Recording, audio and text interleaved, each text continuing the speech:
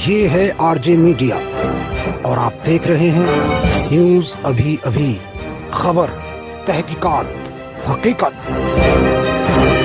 केंद्र सरकार की ओर से लोकसभा व राज्यसभा में पारित करवाए गए नए कृषि कानूनों के विरोध में विपक्ष लगातार सत्ताधारी सरकार को घेरने का काम कर रहा है। पिछले 2-3 दिन से विपक्षी पार्टियां धरना प्रदर्शन कर कृषि बिलों के विरोध में ज्ञापन सौंपने का काम कर रही हैं। कृषि बिलों को लेकर समाजवादी पार्टी के गंगोह विधानसभा प्रभारी चौधरी इंद्र सेन ने भाजपा सरकार पर हमलावर होते हुए कहा कि भाजपा सरकार हमेशा से ही उद्योगपतियों को फायदा पहुंचाने का काम करती आ रही है। उन्होंने कहा कि भाजपा सरकार भारत देश में प्रजातांत्रिक तरीके से चुनी हुई सरकार के रूप में कार्य नहीं कर रही, बल्कि ईस्ट इंडिया कंपनी की तरह से कार्य कर रही है। उन्होंने कहा कि सरकार किसान, गरीब मजदूर, छोटे दुकानदार, छोटे व्यापारियों को बर्बाद करने पर तुली हुई है। उन्होंने कहा कि किसान देश का अन्नदाता है। केवल एग्रीकल्चर सेक्टर में ही अर्थव्यवस्था 3.5% ऊपर उठने का काम हुआ है।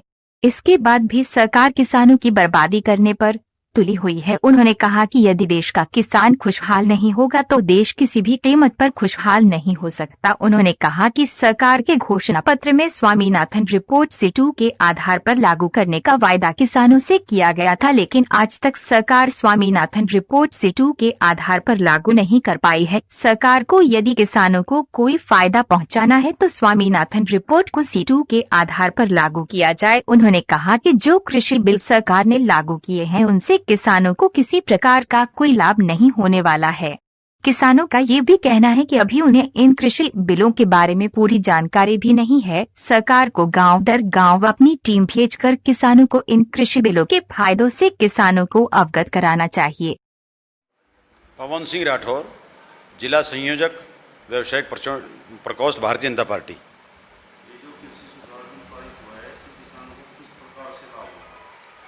इससे तो किसानों को 100% लाभ होगा। ये तो विपक्ष ने हवा बना रखा है। उनके पास कोई मुद्दे नहीं रहे, कुछ न कुछ अपने आप को ज़मीन पर कैसे टिकें, ये मुद्दा लेकर के आगे। किसान पिछले 50 साल से अपनी फसलों को बेचने के लिए परेशान था, मजबूर था। जो मर्जी मंडी वाले उसको खरीदते थे, मन मर्जी उसका वो पैसा देते थे, मन मर्जी उसमें कमी निकाल करके एक तरफ डाल देते थे। इसलिए किसानों की इन दुर्दशाओं को देखते हुए भारत सरकार ने, आदरणीय नरेंद्र मोदी प्रधानमंत्री जी की सरकार ने ये निर्णय लिया है कि अध्यादेश लागू किया है, जिससे किसान अपनी फसल को जहां मर्जी बेच सकते हैं, जहां उसको उचित मूल्य मिलेगा। जिस प्रदेश में जा सकते, देश के किसी भी कोने में जाकर के अपनी फसल को बेच सकता है। अब से पहले हमारे हरियाणा बॉर्डर पर यहाँ रोक लेते थे, पंजाब बॉर्डर पर रोक लेते थे। इसलिए उस फसलों को उचित दाम जहाँ मिलेगा, अच्छा सम्मानजनक जहाँ मिलेगा वहाँ बेचेगा, और इससे किसी किस्म की कोई दिक्कत नहीं होगी, बल्कि फसल जिस दिन बोएगा उसी दिन उसके उत्पादक को उसका रेट तय हो जाएगा और उसी रेट में फिर वह खरीदा जाएगा। मेरा नाम सुरेंद्र कुमार, ग्राम जैनपुर, तहसील नकुड़, और एक छोटा सा किसान हूँ। लेकिन मुझे ये खुशी हुई इस बिल के बारे में जब पता लगा कि भाई अपना किसान कहीं भी माल बेच सकता है। इससे जो है किसान को कोई आपत्ति नहीं है और लाभ भी होगा। दूसरी समस्या यह है कि किसान जो है एक जगह परेशान है कि भाई उसने जो है इसके बारे में पूरी जानकारी भी नहीं मिली अब तक। इसकी जो जानकारी जो है ब्यौरा दर ब्यौरा मिलती रहे तो किसान को पता लगेगा कि इस बिल से हमें क्या फ़ायदे हैं। तीसरी बात यह है कि सरकार ने जैसा ये बिल पास कराया है, इसमें अगर कंपनी, जैसा सुनने में आ रहा है कि कंपनियों से माल दिया जाएगा और लिया जाएगा, तो कंपनियों की गेल अगर हमारा कहीं तकरार हो किसी बात पे, तो उसमें जो है सरकार को हमें सपोर्ट करना चाहिए कि कोर्ट के माध्यम से हमारा समझौता हो। मेरा नाम महिपाल, गांव बकरड़ा, मैं एक छोटा सा किसान हूँ। बस वैसे तो मैं छोटा सा किसान हूँ कि मुझे इतना पता कि हमारी चीज़ जो सही रेट पर बिकनी चाहिए, हमको इसका नुकसान ना हो और हम कहीं बेच सकें, और ना इसके बारे में मतलब अगर कोई जानकारी हमारे में इतना हो, कहीं कोई दिक्कत हो, कहीं कोर्ट में ले जाए खड़ा कर सके, ऐसा होना चाहिए सावधानी इसका। संसद के इतिहास में काला कानून, जिस तरीके से इन्होंने धींगा मस्ती से इसको पारित कराया, तो ये तो किसानों के बहुत बड़े विरोधी हैं।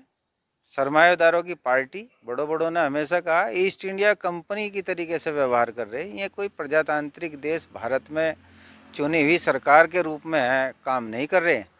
ये तो उद्योगपतियों के हाथों में खिलौना बनकर चल रहे हैं। और किसान इतना आक्रोशित है, इतना गुस्से में है, आंखों में खून के आंसू हैं।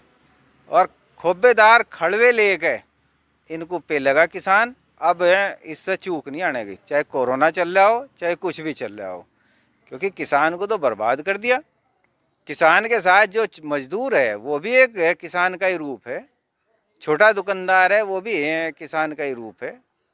ये सारे के सारे जब अर्थव्यवस्था किसानों ने इस देश की एग्रीकल्चर सेक्टर में 3.5% ऊपर की, बताइए किसी और सेक्टर में हुई हो? और ये फिर भी किसानों के ऊपर जो है तलवार लेकर खड़े। जिस तरीके से लट बजा किसानों के ऊपर, उससे पहले मजदूरों के ऊपर बजा, युवाओं के ऊपर बजा बेरोजगारी के उसमें। आखिर ये इस देश को क्या करना चाह रहे हैं? ये तो इस देश को इन्होंने तो सेल लगा दी, चारों तरफ हर चीज बेचने ही बेचने पर लगे हुए हैं।